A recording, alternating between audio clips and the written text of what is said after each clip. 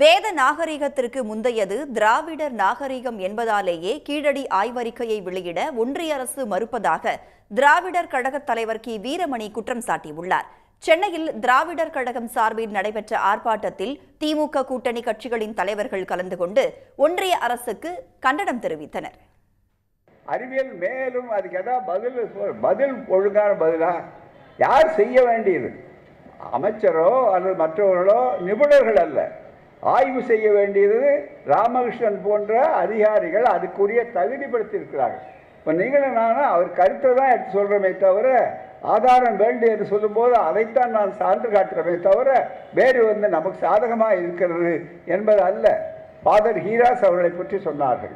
அவர் மிக முக்கியமாக மொஹஞ்சதாரோ ஹரப்பாவில் திராவிட நாகரிகம் என்று சொல்லும்போது நகர நாகரிகமா என்ன சொல்லி அதாவது வேத கலாச்சாரம், சரஸ்வதி நாகரிகம் இதெல்லாம் சொல்லி இவைகளுக்கு முன்னாலே திராவிட நாகரிகம்னு வந்துடக்கூடாதுங்கிறத ஒரே ஒரு நோக்கம் இதை ஒப்புக்கொள்ளாது.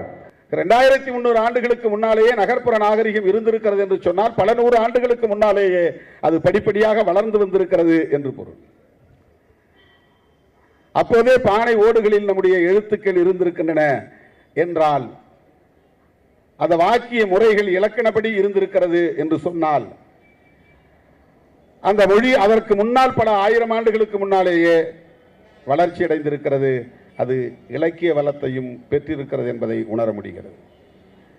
ஆகவே மொழியால் சமஸ்கிருதத்திற்கு முந்தியது தமிழ் மொழி வரலாற்றில். நாகரிகத்தால் இவர்கள் இதுவரையில் சொல்லிக் கொண்டிருந்த ஆரிய நாகரிகத்தை முந்தையது தமிழர் நாகரிகம் என்பதை கீழடி உறுதிப்படுத்துகிறது.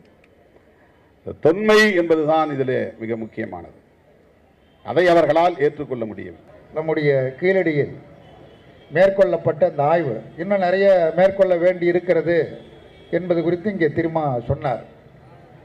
அந்த ஆய்வு அறிக்கையை நாங்கள் ஏற்க முடியாது என்று நிராகரிப்பது என்பது ஒட்டுமொத்தமாக நம் அனைவரையும் நிராகரிப்பது. நம்முடைய நாகரிகத்தை, நம்முடைய பண்பாட்டை அந்த ஆய்வின் மூலமாக வெளிப்படுவது என்ன?